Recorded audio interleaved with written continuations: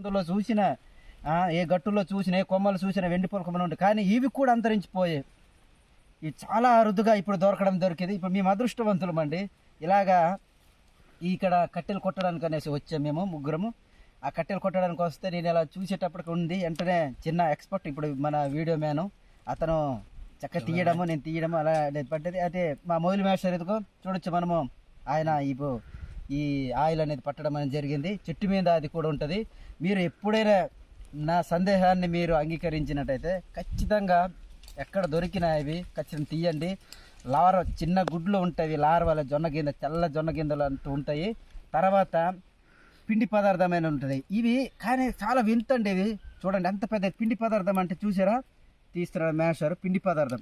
మీరు చూడొచ్చు, ఒకసారి జూమ్ చేస్తానండి. పిండి పదార్థం ఇది చాలా తక్కువగా చేసింది, మొత్తం పిండే ఇది చూడొచ్చు, ఇదా మొత్తం పిండి. ఇవి పువ్వుల్లో సేకరించి పిండి పదార్థాలు. అయితే ఈ మైనం మొత్తము కొన్ని చెట్టుల నుంచి కొన్ని మురికివాడల నుంచి చేస్తాయండి, కానీ ఈ మైనం చాలా చాలా గ్రేట్ అండి.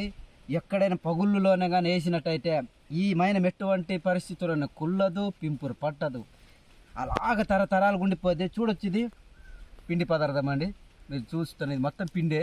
ఈ పిండి ఈ ఆయిల్లో ఇలాగా చెక్క ముంచి ఎంత బాగుంటుంది అంటే అంత బాగుంది. మీరు చూడలేదండి ఇలాంటి టేస్ట్. ఎప్పుడైనా మీరు ఒకవేళ అతను చెప్పింది ఇదే అనుకుంటున్నట్టయితే, ఎక్కడైనా దొరికినట్టయితే మీరు ఖచ్చితంగా, చెప్పాను కదా, చెట్టు తొర్రల్లో, రాయి సందుల్లో, రాయి ఇరుకుల్లో, పగుల్లో, అలాగే సిమెంట్ గట్టుల్లో కానాలు అనేటివి ఇవి చేస్తాయి. ఇప్పుడు చాలా అరుదు ఇలాంటి కనిపించడము. తేనెలు కూడా లేవు, ఇవి అస్సలకే లేవు. ఎక్కువ మా గ్రామీణ ప్రాంతాల్లో అడవుల్లో ఎక్కువగా ఉంటాయి ఇవి, కుప్పలు ఉండేవి. కానీ ఇప్పుడు చాలా 2000 నుండి 2012 ఆ మధ్యలో సగం ఉండేవి, ఇప్పుడు అంత అసలే లేవు.